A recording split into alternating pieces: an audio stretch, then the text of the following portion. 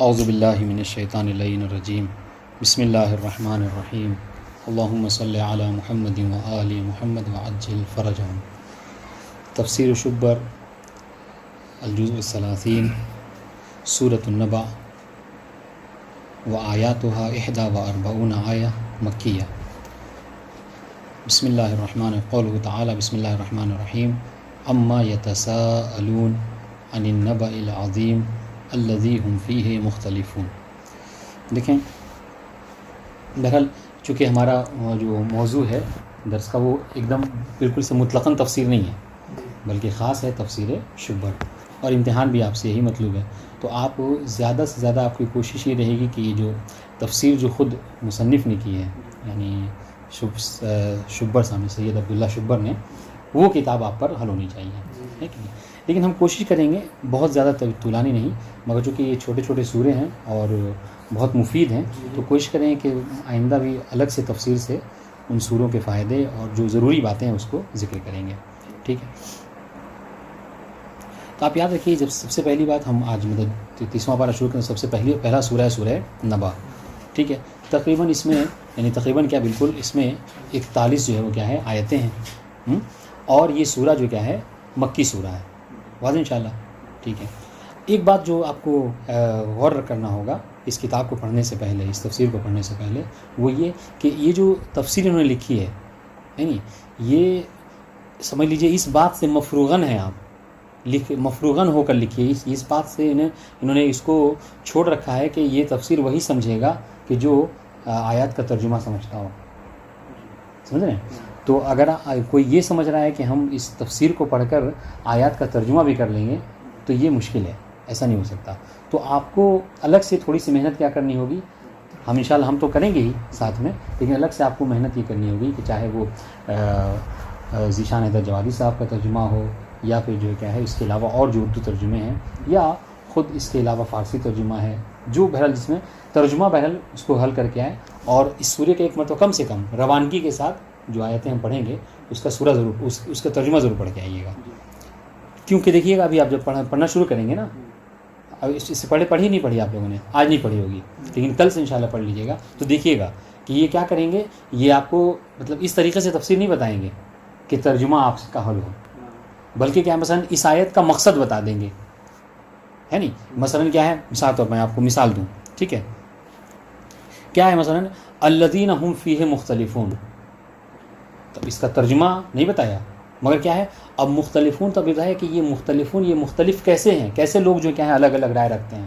تو بعض کیا اس طریقے سے بالتصدیق و تکذیب، کہ بعض جو کیا ہیں یعنی اس کو اس قیامت کو جھٹلاتے ہیں، اور بعض جو کیا ہے اس کی تصدیق کرتے ہیں، انشاءاللہ۔ تو ترجمہ آپ کو الگ سے پڑھ کے آنا ہوگا، اور اس کے بعد جب ترجمہ ذہن میں رہے گا، آیت کا مطلب مفہوم آپ کے ذہن میں رہے گا، تو انشاءاللہ اس تفسیر کو پڑھیے گا تو مزہ بھی آئے گا، اور پھر ربط بھی سمجھ میں آئے گا کہ یہ کیا کہنا چاہ رہے ہیں، ورنہ اس کے علاوہ پھر سمجھ میں بات نہیں آئے گی، ٹھیک ہے۔ تو سب سے پہلے ہم ذرا سا اس کا مختصر سا اس سورے کا تعارف پڑھتے ہیں۔ سب سے پہلی بات، اس سورے کو سورہ نبا کیوں کہتے ہیں؟ تو جیسا کہ پورے قرآن مجید میں جتنے 114 سورے ہیں، سب میں خداوند عالم کا طریقہ یہ رہا ہے کہ جو سورے کا نام ہے، آپ اس اس سورے کا نام جو ہے وہ اس سورے میں ضرور آیا ہوگا، جو بھی سورہ ہوگا جو سورے کا نام ہے، اگر آپ سورے کو پڑھیے تو کہیں ہے کہ ابتدا میں ہی ذکر ہے، کہیں بیچ میں ہے، کہیں آخر میں، لیکن بہرحال سورے کا نام آیت میں ضرور آتا ہے۔ کس سورے میں؟ جو سورے کا نام ہے اسی سورے میں وہ لفظ ضرور آیا ہوتا ہے۔ تو ہم جو سورہ پڑھ رہے ہیں سورہ نبا ہے نا، تو سب سے پہلے دوسرے سورے میں اس کا نام آیا ہے، اما یتساءلون عن النبأ العظیم، واضح انشاءاللہ۔ تو اس کا مطلب کیا ہے؟ نبا کا مطلب ہوتا ہے خبر، ہے نہیں؟ اور اس سورے کا جو نام رکھا گیا ہے، اسی سورے میں جو دوسری آیت ہے اس میں جو نبا ہے اسی کے نام کے اوپر اس کا نام ہے، بتا دیں انشاءاللہ جی۔ اب آئیے اس سورے میں مطالب کیا ہیں، کیا بیان، یا اس سے پہلے ہم ایک چیز پڑھتے ہیں، فضیلت۔ آپ دیکھیے گا اس کو، بہت اچھی بات ہے، اس سورے کی تلاوت کا ثواب جس طریقے سے بقیہ قرآن مجید کی تلاوت کا ثواب ہے، اس طریقے سے جیسے کہتے ہیں سورہ قل ہو اللہ کوئی 3 مرتبہ پڑھ لے تو گویا کہ اس نے پورے قرآن مجید کو ختم کر دیا، ہے نا۔ سورہ یاسین کو پڑھ لیا تو قلب قرآن کو گویا کہ اس نے تلاوت کر لی، ہے نا، یہ سب ہے۔ تو کہنے کہ سورہ نبا کی تلاوت کا ثواب کیا ہے، بس مختصر سے 2-4 باتیں انشاءاللہ اس کے بعد تفصیل پڑھیں گے۔ تو اس کے ثواب یہ ہے اس کی سورہ کا پڑھنے کا کہ پیغمبر اسلام ارشاد فرماتے ہیں کہ جو شخص سورہ عما یتساءلون کی تلاوت کرے گا خداوند عالم اسے قیامت کے دن شراب طہور کی ٹھنڈک سے لطف اندوز فرمائے گا.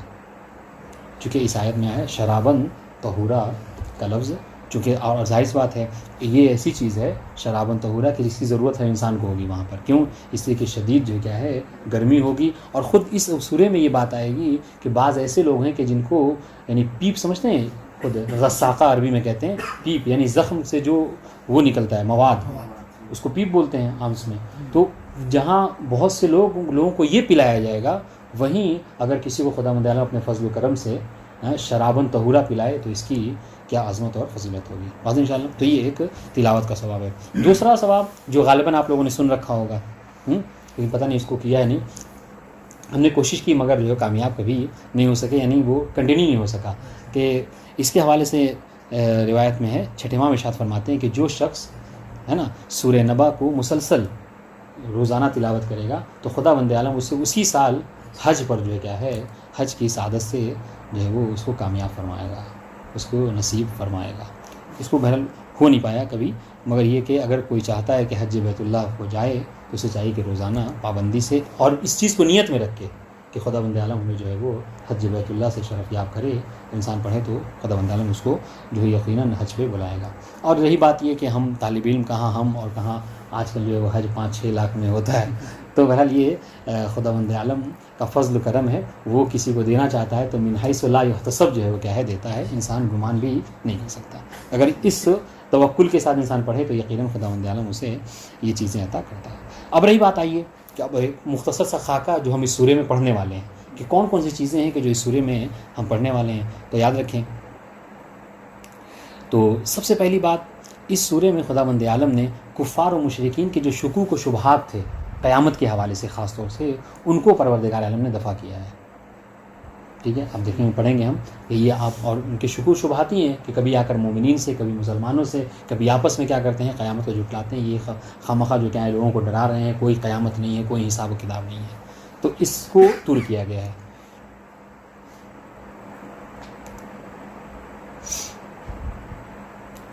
اسی آیہ کریمہ میں پروردگار عالم نے اپنے خاص کرشموں سے لوگوں کو آگاہ کیا ہے نا. جیسے کیا ہے الم نجعل الارض مہادا والجبال اوتادا وخلقناکم ازواجا وجعلنا نومکم سباتا وجعلنا اللیل لباسا. یہ سب کیا ہے؟ یہ سب پروردگار کے کرشمے ہیں کہ جو خدا بند عالم نے ہمارے لیے قرار دیے ہیں اور کوئی غیر جو ہے کیا اس کو نہیں قرار دے سکتا ہے نہیں. اس کے بعد اسی آیہ کریمہ انہی سورے میں پروردگار عالم نے قیامت کی ہولناک مناظر کو بھی ذکر کیا ہے نہیں کہ جب قیامت آئے گی تو کیا ہے پہاڑ جو کیا ہے وہ روئی کی مان جو ہوا میں پرواز کریں گے ہے نا. سور پھونکا جائے گا تو تم جو پہلا سور پھونکا جائے گا تو سب کے سب مر جائیں گے، دوسرا سور پھونکا جائے گا تو سب کے سب حشر میں اٹھ جائیں گے. تو کس طریقے سے کیا مناظر ہوں گے اس کو بھی خدا عالم نے اس سورے میں ذکر کیا ہے. ٹھیک ہے، اور آخر میں جب وہ ہے کہ اپنے ہاتھوں سے اپنی انگلیوں کو جو ہے اپنے دانتوں سے چبائیں گے کفار اور کہیں گے کہ کاش ہم بھی جو کیا ہے یا لیتنی کنتو ترابا، ہم جو ہے ابو تراب کے ماننے والے ہوتے اور ان کے ساتھ ہوتے. بات انشاءاللہ. تو یہ باتیں ہیں کہ جو ہم اس میں پڑھنے والے ہیں. اب آئیے سب سے پہلی چیز وہ یہ بسم اللہ الرحمن الرحیم. خدا بند عالم کا ارشاد ہے اما یتساءلون. اس پہ ذرا سا توجہ رکھیے گا. ٹھیک ہے، آیت پڑھیں گے اس کا ترجمہ آپ کے ذہن میں تو یہ آج تیار نہیں ہے، کل سے تیار رہیے گا کہ آیت پڑھتے ہی ترجمہ ذہن میں آ جائے. ٹھیک ہے، اور اس کے بعد دیکھیے مطلب وغیرہ الگ سے. تو چونکہ سوال وغیرہ جو آئے گا اس طریقے سے آئے گا، چونکہ ایک لائن میں انہوں نے بہت مختصر وہ کیا ہے تفسیر کی ہے انہوں نے، مگر یہ بہت مطلب اس کا بہت دقیق ہوتا ہے. سنیے گا اما یتساءلون. سب سے پہلے دیکھیے گا یہ اما نہیں کہا ہے، اصل میں کیا تھا آپ جانتے ہیں. اصل میں یہ ہے جملہ اما، یہ ان اور ما ہے، میم الف زبر ما. ٹھیک ہے، یعنی حروف جر ان داخل ہے کس کے اوپر؟ ما کے اوپر. مگر قاعدہ ہے نحو میں کہ جب کبھی حروف جر میم کے اوپر داخل ہوتا ہے تو اس کا الف جو کیا ہوتا ہے وہ ساکت ہو جاتا ہے. تو اما نہیں پڑھا جاتا ہے، پھر اما یتساءلون. واضح انشاءاللہ. یہ بلکہ یہ ایک کہاوت بھی ہے، اگر کہیں تو بتا دیں. ہمارے استاد سنایا کرتے تھے افغانی جواز سعیدی، سنا ہوگا نا آپ لوگوں نے. انہوں نے کہا تھا اس کے حوالے سے کہ ایک جو ہے وہ نحوی مر رہا تھا اور یہ بہت مطلب وہ ہے معتبر قاعدہ ہے نحو کا کہ جب کبھی حروف جر داخل ہو جائے ماں کے اوپر تو ماں کا الف نہیں پڑھا جاتا ہے. تو ایک نحوی جو ہے وہ مر رہا تھا، تو جو جس فیلڈ میں ہوتا ہے وہ اس کا خاص خیال رکھتا ہے، وہ اسی میں اس کا ہمیشہ جو ہے کیا ہے. تو وہ حالت احتضار میں تھا، تو اس کے بیٹے نے آ کر یہ جملہ کہا. سنیے گا، اگر جملے پہ غور نہیں کریں تو نہیں سمجھ میں آئے گی بات. اور یہ سمجھیے یہ مطلب ایک چٹکلا ہے. تو اس نے اپنے مرتے ہوئے باپ سے جو حالت احتضار میں تھا کہا، کیا کہا؟ کہا بیما توسینی یا ابی. تو کیا کہا اس نے؟ بیما، میم الف زبر ما، یعنی با حرف جر داخل کیا اور اس کے بعد کیا کہا اس نے؟ میم الف زبر ما. ٹھیک ہے، بیما توسی. اس کا ترجمہ کیا ہوا کہ میرے بابا آپ ہمیں کس بات کی وصیت کریں گے، کوئی وصیت ہے آپ کی؟ تو کیا کہا اس نحوی نے پلٹ کر؟ کہا اوسی کا بتقوی اللہ و حذف الالف. تو بہرحال یہ قاعدہ ہے کہ کبھی بھی حروف جر جب داخل ہوتا ہے ماں کے اوپر تو الف نہیں پڑھا جاتا ہے. بس انشاءاللہ. تو اور یہ کہا بھی جاتا ہے کہ اما یتساءلون، کہہ رہے کہ، اور یہ حذف ہے، متعلق ہے کس سے؟ اما یتساءلون، ماں باپ سے ہے. ٹھیک ہے، مشکل نہیں ہے. بحذف الالف ما الاستفہامیہ. ٹھیک ہے، یعنی جو ما استفہامیہ کا جو الف ہے آپ اس کو کیا کرنا ہے؟ حذف کرنا ہے. ابھی ساری باتیں اسی کے حوالے سے ہو رہی تھی. اب آئیے تفخیما لشأن المسئول عنہ. تفخیم کہتے ہیں، وہ اگر تجوید میں بھی آپ نے پڑھا ہوگا ہے نا، ترقیق کے مقابلے میں آتا ہے تفخیم، یعنی موٹا کر کے پڑھنا. تو یہاں پر تو موٹا کا معنی نہیں ہے، موٹا یہاں پہ یعنی عظمت کو بیان کرنا ہے. واضح انشاءاللہ. ہاں، یعنی کیا ہے؟ یعنی یہ کہ گویا کہ مسئول عنہ جس کے متعلق سوال کیا جا رہا ہے اس کی عظمت کو بیان کرنا مقصود ہے. واضح انشاءاللہ. جی، تفخیما لشأن المسئول عنہ جس کے بارے میں سوال کیا جا رہا ہے نا، اس کی عظمت کو بیان کرنا ہے. چنانچہ آپ کو کیا کرنا ہے؟ ماں کا استفہامیہ کو حذف کر دینا ہے. کانوا یتساءلون فیما بینہم عن البعث او غیرہ. تو یہ کیا کرتے تھے؟ جو کفار تھے وہ آپس میں ایک دوسرے سے تساؤل، دیکھیے باب تفاعل سے ہے. ٹھیک ہے، اور باب تفاعل کا معنی کیا ہوتا ہے؟ اس کا جو ابرز ترین معنی ہے مشارکت ہے. ٹھیک ہے، تو کہہ رہے یتساءلون مطلب کیا ہے؟ یعنی کہ کوئی ایک شخص نہیں تھا کہ جس کو یہ ہمیشہ جو کیا ہے یہ بیماری پڑی ہوئی تھی کہ وہ قیامت کے بارے میں انکار کرتا تھا یا سوال کرتا تھا. نہیں، بلکہ کفار کا یہ وتیرہ اور طریقہ تھا کہ آپس میں وہ لوگ جہاں بیٹھتے تھے وہ ایک دوسرے سے سوال کرتے تھے کہ کیا قیامت آئے گی، یا وہ جو خبر دے رہے ہیں صحیح ہے، ایسا ہوگا. یہ ساری چیزیں ان میں چلتی رہتی تھی. ٹھیک ہے. ہاں، کانوا یتساءلون فیما بینہم عن البعث او غیرہ. ٹھیک ہے، وہ کیا کرتے تھے؟ آپ آپس میں سوال کرتے تھے بعث کے حوالے سے کہ کیا واقعی جب پیغمبر خبر دیتے تھے کہ مطلب خدا پر ایمان لے آؤ تمہیں جو کیا ہے محشور ہونا ہے، تو آپ آپس میں سوال کیا واقعی جو ہے وہ ہم محشور ہوں گے، ہمیں مبعوث کیا جائے گا، یہی قیامت میں اٹھایا جائے گا، یہ بعث. ٹھیک ہے، اور غیر ہی یا اس کے علاوہ جو پیغمبر کی اور خبریں تھیں ہے نا سوال و جواب کے حوالے سے. اب آئیے عن النبأ العظیم. تو اس میں تھوڑا سا وہاں پہ ڈاؤٹ یہ ہو رہا تھا کہ یہ جو عن النبأ العظیم ہے یہ دراصل یہاں پر ایک فعل و فاعل جو کیا ہے وہ ہے محذوف ہے.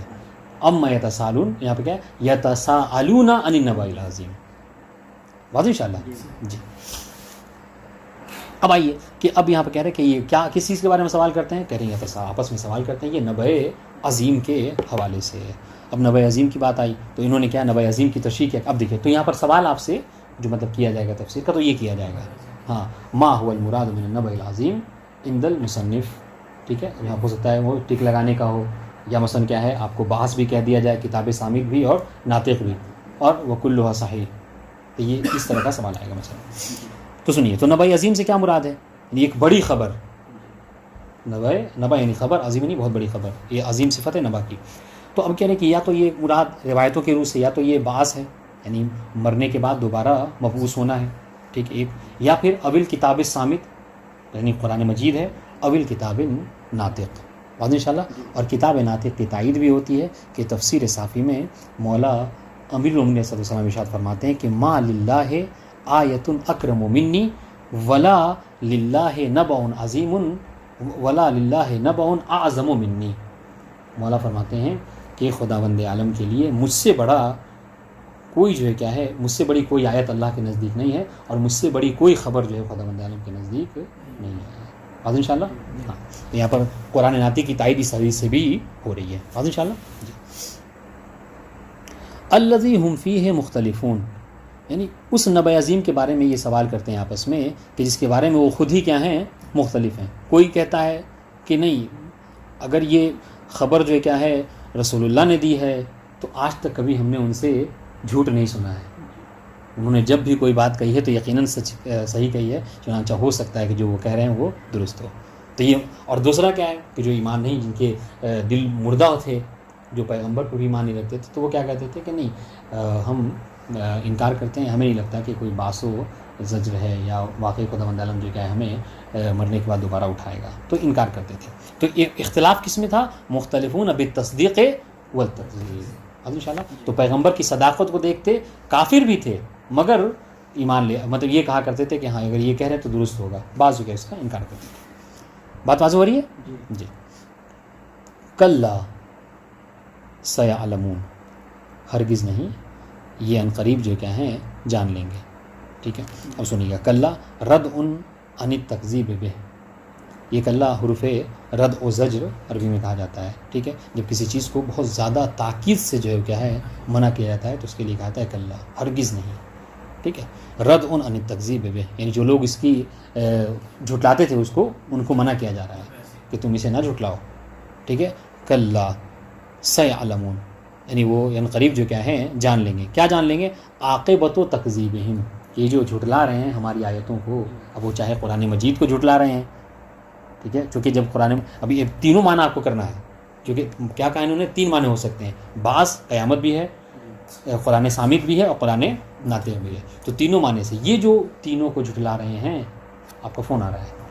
ٹھیک ہے، یہ یقیناً جو کیا ہے اس کی عاقبت، اس کا نتیجہ جو کیا ہے دیکھ لیں گے ان شاء اللہ. ہاں سیعلمون عاقبت و تکذیبہم، کہ ان کے جھوٹ کا یا کیا نتیجہ نکلے گا ہمیں قریب ان کو دکھا دیں گے، چکھا دیں گے. ثم کلا سیعلمون، وہی آیت ہے، اس کو جو کیا ہے تکرار کیا گیا. اب یہاں پہ جواب دے رہے ہیں. ہو سکتا ہے آپ سے سوال کیا جائے کہ کیوں تکرار، تو اس کی جواب کرر بہ، کرر بثم. ٹھیک ہے، اس آیہ کریمہ کو ثم کے ذریعے سے کیا ہے تکرار کیا گیا دوبارہ. کیوں؟ مبالغۃ فی التہدید، پروردگار کیا چاہتا تھا کہ ان کو ڈرانے اور دھمکانے میں مبالغے سے کام لے، ہے نا، کہ یعنی تم یہ نہ سمجھو کہ ہم یہ کہہ رہے ہیں کہ تمہارا نتیجہ اچھا نہیں ہے تو یہ کوئی ہلکے میں لینے والی بات ہے. نہیں، یقیناً تمہارا نتیجہ جو ہے کیا ہے اچھا نہیں ہوگا، کیونکہ تم بہت ہماری بڑی آیت کو جھٹلا رہے ہو. او یا پھر دیکھیے ابھی 2 معنی ہیں، یہ ساری تفصیلات کو ذہن میں رکھنا ہے. تو یا تو ایک معنی یہ ہو سکتا ہے کہ تکرار کی وجہ کیا ہے، تکرار کی وجہ کیا ہے، مبالغہ بیان کرنا ہے. ٹھیک ہے، تہدید کی عظمت کو بیان کرنا ہے کہ یقیناً یہ ایسا جھٹلانا ہے کہ جس کے بارے میں خداوند تعالیٰ معاف نہیں کرنے والا. ایک معنی یہ. یہ دوسرا معنی یہاں پر یہ کہہ سکتے ہیں کہ تکرار کا، کہ جو پہلی مرتبہ کہا گیا سیعلمون، تو کہہ رہے ہیں الاولی عند النزع، کہ ہم ان کو ان کے انکار کا مزہ چکھائیں گے 2 مرتبہ. پہلی مرتبہ جو ہم نے کہا سیعلمون، تو کہہ رہے یہ جو جان لیں گے یہ کب؟ نزع کے وقت، یعنی جب ان کا حالت احتضار ہوگا. اور یہ کہا جاتا ہے کہ حالت احتضار کے وقت یہ بہت سخت ہوتا ہے. ٹھیک ہے، اس کے لیے کافر کے لیے، اور وہ کہ جن کی عاقبت اچھی نہیں ہوتی ہے ان شاء اللہ. اور اسی کے برعکس کیا ہے، جو مومن ہوتا ہے وہ ائمہ معصوم علیہ السلام کی زیارت کرتا ہے اور اس طریقے سے اس کی موت بہت آسان ہوتی ہے. تو یہ بہرحال اندنز آپ نے پڑھا ہوگا. تو کہہ رہے ہیں کہ الاولا، یہ جو آیہ اولا ہے جو کہا جا رہا ہے کہ سیعلمون، یہ کب ہے؟ اندنز جان لیں گے. والثانیہ، اور یہ جو کہا جا رہا ہے کہ جان لیں گے کب؟ فی الآخرہ، قیامت میں. بات ان شاء اللہ. جی ٹھیک ہے. ثم نبہ علی قدرتہ علی البعث بقولہ. اب آئیے، اب اس کے بعد یہ تو بتا دی، اب آئیے ہم خداوند عالم نے اپنی قدرت کا مظاہرہ کیا، بتایا کہ تم کیا جانو ہم کس کس بات پر قادر ہیں اور ہم نے تمہیں کیا کیا عطا کیا ہے، تم اس کا انکار کر رہے ہو. سنیے، پھر پروردگار عالم نے یعنی اپنی، یعنی یہ اس یعنی یہی نہیں کہ بس بتا دیا کہ تمہیں مبعوث کریں گے، ہم تمہیں قیامت میں اٹھائیں گے، نہیں، بلکہ اس کی نشانیاں بھی بتائیں کہ جو خداوند عالم ان چیزوں پر قادر ہے وہ تمہیں دوبارہ اٹھانے پہ کیسے قادر نہیں ہو سکتا. ٹھیک ہے، اس بات کو. ثم نبہ علی قدرتہ علی البعث، یہ جو کہتے تھے نا کہ نہیں خداوند عالم کیسے جو ہے کیا ہے مرنے کے بعد زندہ کر سکتا ہے، تو نہیں، کہہ رہا کہ ہم، خدا کہہ رہا ہے کہ ہم اس پر قادر ہیں. اور قادر کیسے ہیں؟ کہہ رہے ہماری نشانیاں سنو، ہم کون کون کتنی چیزوں پر قادر ہیں. کہہ رہے کیا علم نجعل الارض مہادا، کیا ہم نے زمین کو تمہارے لیے مہاد گہوارہ قرار نہیں دیا ہے. ٹھیک ہے، انہوں نے تشریح کیا کہ مہادہ کی وطاء، وطاء کہتے ہیں کسے؟ فرش کو کہتے ہیں. بات ان شاء اللہ. اور جو اس سے وطاء، دیکھیے وطاء اور غطاء یہ دو اپوزٹ میں بولا جاتا ہے. غطاء یعنی پردہ، وطاء یعنی کیا ہے؟ یہ بھی ایک طرح کا سمجھ لیجیے پردہ ہے، مگر یہ کیا ہے؟ یہ اس پردے کے خلاف ہے. غطاء اس پردے کو کہتے ہیں کہ جو انسان کو اوپر سے ڈھانک لے، اور وطاء اس پردے کو کہتے ہیں جو انسان کو نیچے سے ڈھانک لے. تو زمین جو ہماری کیا ہے؟ دیکھیے ابھی جب ہم یہاں بیٹھے ہوئے ہیں تو نیچے سمجھ لیجیے ہم کیا ہیں؟ ڈھکے ہوئے ہیں، ہے کہ نہیں جی. تو وطاء فرش، جیسے کہ کل مہد. اب اسی کل مہد کا آپ اردو کا ترجمہ اٹھا کر دیکھیے گا تو سب نے ترجمہ کیا کیا اس کا؟ ہاں گہوارہ، کہ کیا ہم نے تمہارے لیے زمین کو گہوارہ قرار نہیں دیا ہے. تو اگر یہ سب باتیں ذہن میں رکھیں گے اور تشریح کریں گے تو سمجھ میں آئے گا کہ ہاں آپ نے اس کو پڑھا ہے. تو یہ ایک بات، پہلی نشانی ہماری قدرت کی. دوسری نشانی وَخَلَقْنَاكُمْ أَزْوَاجًا، عفواً ہاں وَالْجِبَالَ أَوْتَادًا. ٹھیک ہے، اور کیا ہم نے تمہارے لیے پہاڑوں کو، وتد کہتے ہیں اسے ستون کو، ہے نا، کیل میخ، پہاڑوں کو تمہارے لیے میخ نہیں قرار دیا ہے. اوتادا تثبت الارض لئلا تمید بأہلہا، ہم نے پہاڑ کو کیا وتد قرار دیا ہے نا، میخ قرار دیا ہے، ستون قرار دیا ہے. کیوں؟ اب دیکھیے اب اس کی ایک دم سے ترجمہ نہیں کر رہے ہیں، لیکن کیا علت بتا رہے ہیں کہ پہاڑ کیوں جو کیا ہے وہ میخ کی طرح ہے، خدا نے کیوں قرار دیا؟ وہ اس لیے تو ثبت الارض، تاکہ اس کے ذریعے سے، تاکہ پہاڑ کیا کرے؟ زمین کو ثابت رکھ سکے، زمین کو کیا ہے مطلب الٹنے نہ دے، ہے نہیں، ایک جگہ پر زمین قائم رہے. لِأَلَّا تَمِيدَ بِأَهْلِهَا، تاکہ وہ اپنے اہل و عیال کے ساتھ، اپنے اہل کے ساتھ زمین جو کیا ہے کہیں کسی طرف جو کیا ہے دھلک نہ جائے، ہاں کس طرف جو کیا ہے کج نہ ہو جائے. وَخَلَقْنَاكُمْ أَزْوَاجًا، ہاں اہل زمین یعنی لِأَلَّا تَمِيدَ بِأَهْلِهَا، یعنی مائل نہ ہو جائے کسی ایک طرف اپنے اہل کے ساتھ. وَخَلَقْنَاكُمْ أَزْوَاجًا، اور کیا ہم نے نہیں خلق کیا تمہیں زوج یعنی ذکرانًا و اناثا. بات انشاءاللہ. وَجَعَلْنَا نَوْمَكُمْ سُبَاتًا، اور ہم نے قرار دیا ہے کس چیز کو؟ تمہاری نیند کو تمہارے لیے کیا ہے؟ باعث سکون، راحت. ٹھیک ہے، سباتا یعنی راحتاً. او قطعاً، یا پھر یہ کہ آپ سباتا کا ایک معنی قطعاً بھی کہہ سکتے ہیں. قطع کس چیز سے؟ قطعاً لتصرف جوارحکم وقواکم، کہ ہم جو مطلب جب تک جگتے رہتے ہیں تو ہم کچھ نہ کچھ تصرفات میں مصروف رہتے ہیں. کبھی موبائل چلا رہے ہیں، کبھی کچھ پڑھ رہے ہیں، ہے نا، کبھی کھیل رہے ہیں، کبھی کود رہے ہیں، کبھی چل رہے ہیں. لیکن جب ہم سو جاتے ہیں تو یہ جو ہمارے اعضاء و جوارح تصرفات کیا کرتے تھے وہ ختم ہو جاتا ہے. جتنی دیر سوئے رہتے ہیں اتنی دیر ہمارے جوارح حرکت نہیں کرتے. تو یہ معنی ہو سکتا ہے، لیکن مشہور ترین جو معنی کرتے ہیں وہی راحت والا. اور حقیقت بھی ہے، آپ دیکھیں کہ انسان کتنا بھی تھکاوٹ اس وقت دور نہیں ہوتی جب تک انسان سو نہ لے، ہے نہیں. بلکہ روایتوں کی روح سے نیند جو کیا ہے چھوٹی موت کہا گیا ہے. بعض علماء نے اس کو ثابت بھی کیا ہے موت کے بعد دوبارہ زندہ ہونے کو نیند کے ذریعے سے. حسن تو نیند کے ذریعے سے تشبیہ دی ہے کہ یہ ایک طرح کا یعنی حشر اسی طریقے جس طریقے سے انسان سونے کے بعد اٹھ جاتا ہے، بس یہی سونا جب طویل ہو جائے تو گویا کہ انسان کو موت آ جاتی ہے. وَجَعَلْنَا اللَّيْلَ لِبَاسًا، اور ہم نے قرار دیا ہے رات کو تمہارے لیے لباس. لباسا یعنی کیا مطلب؟ ساتر. یہ دیکھیں بہت ساری چیزیں جو انسان جو کیا ہے دنوں میں نہیں کرتا ہے، آج برائیاں بھی انسان کرتا ہے تو رات کے وقت کرتا ہے چھپ چھپا کے، ہے کہ نہیں. ساترن بظلمتہ ہی، کہ وہ کیا ہے رات اپنی تاریکی کے ذریعے سے پوشیدہ کر لیتی ہے. دن میں آپ کو ہو سکتا ہے کہ آپ کسی کو دیکھ لیں گے، اگر اندھیری رات ہو تو سامنے آپ نظر نہیں کر سکتے، نہیں دیکھ سکتے. ٹھیک ہے. وَجَعَلْنَا النَّهَارَ مَعَاشًا، اور ہم نے دن کو قرار دیا. یہ سب قدرت پروردگار عالم ہے کہ ہم نے دن کو تمہارے لیے معاش قرار دیا ہے. اور روایت میں بھی ہے غالباً ساتویں امام کے حوالے سے کہ جب ایک غلام کو آپ نے بھیجا کسی کام کے لیے تو وہ گیا تھکا ہارا تھا اور جا کر سو گیا، ہے نا. تو امام اس کے پاس آئے اور بڑے لطف و کرم سے امام اس کے ساتھ پیش آئے، لیکن ایک جملہ امام نے کہا تھا کہ خدا بند عالم نے دن جو ہے وہ کام کے لیے رکھا ہے اور رات جو ہے وہ آرام کرنے کے لیے رکھا ہے جی وجعلنا النہار معاشا. لیکن آج کل دنیا جو ہے کیا بالکل الٹی ہو گئی ہے, رات میں جو رک جائے کام کرتا ہے. وَبَنَيْنَا فَوْقَ, لیکن اس کے دیکھیں اس کے اثرات مرتب ہوتے ہیں. جو لوگ صبح کام وغیرہ کرتے ہیں ان میں برکت ہوتی ہے, اس میں برکت نہیں ہوتی ہے. وَبَنَيْنَا فَوْقَكُمْ سَبْعًا شِدَادًا, ٹھیک ہے, اور ہم نے قرار دیا ہے, بنایا ہے تمہارے اوپر آسمان کو, ٹھیک ہے. سبعن یعنی کیا ہے 7, یعنی سبع من السماوات کہتے ہیں 7 آسمان ہیں, اور کیا ہے یہ شدادہ, یہ بہت جو کیا ہے مضبوط آسمان ہے نہیں. اور مضبوط کیوں ہے؟ لا تبلا بمرور الدہر, یہ اتنے مضبوط ہیں کہ زمانے کے گزرنے سے یہ پرانے نہیں ہوتے. اور انشاءاللہ جی جہاں رکنا ہو بتا دیجیے گا. وجعلنا الشمس وجعلنا سراجا وہاجا, ٹھیک ہے, اور اسی سورج کو ہم نے قرار دیا ہے کیا, یعنی سراج یعنی چراغ, اور وہاجا سراجا وہاجا ہے نا, ایسا چراغ کہ جو بہت زیادہ جو کیا ہے چمکتا ہوا ہے, روشن ہے. وجعلنا الشمس انشاءاللہ سراجا وہاجا منیرا مطلعا للعالمین.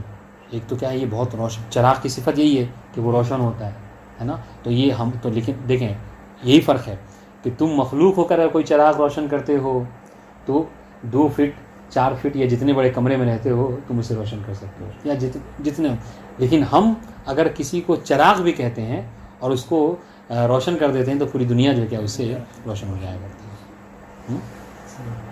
بلکہ ہمارے چراغ کی تو نشانی یہ ہے کہ آپ وہ خود مطلب سائنس بھی اس بات قبول کرتی ہے کہ دنیا کی جتنی بھی چیزیں جو ہیں روشن ہیں وہ سورج ہی کے ذریعے سے ہیں, سورج ہی کے ذریعے سے. تو سورج کی اپنی جو روشنی ہے وہ ذاتی ہے, اور بقیہ جس کی ہے وہ روشنی کیا ہے وہ کسبی ہے, یعنی وہ سورج سے ہی کسب کر کے روشنی دیتا ہے. حاضر انشاءاللہ یہی وجہ ہے کہ روایتوں میں امام زمانہ کی نسبت جو ہے کیا ہے سورج سے دی گئی ہے. سورج کی وہ ہے نا کہ کس طریقے سے غیبت میں رہ کر امام لوگوں کی ہدایت کریں گے. تو کیا کہا گیا ہے, 3 روایتیں ہیں, امام زین العابدین سے بھی ہے اور رسول اللہ سے بھی ہے, اور آخر میں ایک اور بہرحال نام 3 روایتیں, لیکن تینوں کا مضمون یہی ہے کہ امام غیبت کے پردے میں رہ کر لوگوں کو اسی طریقے سے ہدایت کریں گے جس طریقے سے بادلوں کے پیچھے سورج رہ کر دنیا کو منور کیا رہتا ہے. تو اس کے حوالے سے علماء بیان فرماتے ہیں کہ جب آپ اس کی تشریح دیکھیں گے کہ کیوں جو ہے وہ امام کی نسبت سورج سے دی گئی, چاند بھی کہہ سکتا تھا خدا بند عالم, یا مطلب معصومین کی نسبت دے سکتے تھے, وہ اس لیے کہ جو کہ امام ہے, اور جس طریقے سے سورج کی روشنی اپنی ذاتی ہوتی ہے اس طریقے سے امام ہے کہ امام لوگ امام کے محتاج ہیں, امام کسی کے محتاج نہیں. خیر, وَأَنزَلْنَا مِنَ الْمُعْصِرَاتِ مَاءً ثَجَّاجًا, یعنی روشن بہت زیادہ چمکنے والا. ہاں جی ہاں بالکل منیرن مطلعا للعالمین. شدید الحر یعنی بہت زیادہ گرم, اسے کہتے ہیں نا وہ یعنی ٹکیا جو ہوتی ہے سورج کی بہت زیادہ گرم. وَأَنزَلْنَا مِنَ الْمُعْصِرَاتِ مَاءً ثَجَّاجًا, اور ہم نے بادلوں سے پانی کو نازل کیا کیا ماءً ثَجَّاجًا, یعنی بہت زیادہ مقدار میں, موسلا دھار اسے کہتے ہیں بارش. اب دیکھیے وَأَنزَلْنَا مِنَ الْمُعْصِرَاتِ الصَّحَائِبَ, موسرات مطلب کیا ہے, یعنی بادل, ٹھیک ہے. الَّتِي شَارَفَتْ أَن تَمْطُرَ, اور ہر بادل کو صاحب نہیں بلکہ موسرات کہتے ہیں, بلکہ موسرات اس بادل کو کہتے ہیں کہ جو ان قریب کیا ہو برسنے والا ہے, اور انشاءاللہ جو تیار ہو برسنے کے لیے, ورنہ ایسے سحاب کہا جاتا ہے. تو یہاں پر بھی ایک لطیف اشارہ ہے کہ سحاب کیوں نہیں کہا, موسرات کیوں کہا اس لیے کہ ہم موسرات یعنی اس بادل کو کہتے ہیں کہ جو برسنے والا. اب الریاح التي تعصر السحاب, یا پھر اس کو کہتے ہیں اس ہوا کو کہ جو پانی نچوڑ لیتا ہے کس سے, بادلوں سے, ٹھیک ہے.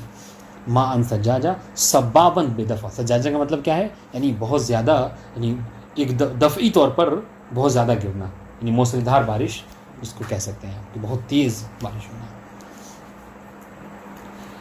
کیوں, لنخرج به حبا ونباتا, تاکہ ہم اس سے نکال سکیں, لنخرج به حبا ونباتا, اور ہم نے اسے نکالا ہے, یعنی اسی جب وہ بارش ہوئی تو اس کے بعد سے زمین سے نکلا کیا حب یعنی دانے وغیرہ جو اناج اگے تمہارے لیے، اب وہ چاہے وہ ہنتا کی شکل میں یعنی گیہوں ہو یا شعیر جو ہو، ٹھیک ہے. و نباتا، نبات ہو، تبن کہتے ہیں بہت بڑے جو کیا ہیں پودے وغیرہ کو زمین سے نکلتے ہیں اس کو. والحشیش، اور باقی جو مطلب وہ یعنی بس دیکھیے تبن اور حشیش میں یہی فرق ہے کہ حشیش جو ہوتا ہے وہ اس میں اندر دانے پھل ول نہیں ہوتے، لیکن تبن میں کیا ہے وہ ایسا پودا جو پھلدار ہوتا ہے. حشیش گھاس، جی ایک دم صاف ترجمہ آپ اس کا گھاس کر سکتے ہیں. بات ان شاء اللہ. وجنات الفافا، ٹھیک ہے، اور ہم نے قرار دیا ہے کیا ایسے باغات کو کہ جو کیا ہیں الفافا یعنی ایک دوسرے سے بہت زیادہ ملے ہوئے، جو گھنے جنگلات جس کو ہم کہتے ہیں، ہے نہیں. بساتین ملتفہ بالشجر، یعنی ایسے جنگلات کے جو ملے ہوئے ہیں یعنی کس سے، درختوں سے جی. بستان کی جمع بساتین. ان یوم الفصل، بس آخری آیت، ان یوم الفصل کان میقاتا، کہ جو فصل کا دن ہے، یعنی فصل نے کیا بین الخلق کہہ رہے ہیں. دیکھیے فصل سے مراد کیا ہے، یعنی لوگوں کے درمیان میں جو جدائی کا دن ہے. اور یہ جدائی کیسی جدائی ہوگی، ایسی جدائی ہوگی کہ جو ہم آپس میں آج کہتے ہیں کہ سب سے قریب ترین جو سب سے بڑی محبت ہوتی ہے ماں باپ کی محبت ہوتی ہے بچوں سے، وہاں پر جدائی کا دن ہوگا کہ خود 30ویں پارے میں ہے یوما یفر المرء من اخیہ و امہ و ابیہ و صاحبتہ و بنیہ، کہ اس دن ہر ایک جو ہے وہ اپنے آپ میں ہوگا، ماں بیٹے سے، بھائی بھائی سے، سب ایک دوسرے سے فرق. ان یوم الفصل بین الخلق، لوگوں کے درمیان میں جو فصل تمیز کا جو دن ہے، جدائی کا جو دن ہے، کان میقاتا، یہ مقرر ہے، ٹھیک ہے. وقتاً لما وعد اللہ من الجزاء، یہ خداوند عالم کے علم میں ہے اور پروردگار نے اس کو معین کر رکھا ہے، گرچہ ہمیں اس بات کی اطلاع نہیں ہے. ٹھیک ہے، اس کو میرے خاص یہاں تک رہن دیں اور کوشش کریں کہ اس کو مطلب یعنی یہ جو انہوں نے دی ہیں وہ باتیں تو حل ہو جائیں گی، ترجمہ اگر حل ہوگا تو ساتھ ساتھ یہ حل ہو جائے، بہت آسانی سے، مشکل نہیں ہوگی. السلام علیکم ورحمۃ اللہ وبرکاتہ. سب یعنی بہت زیادہ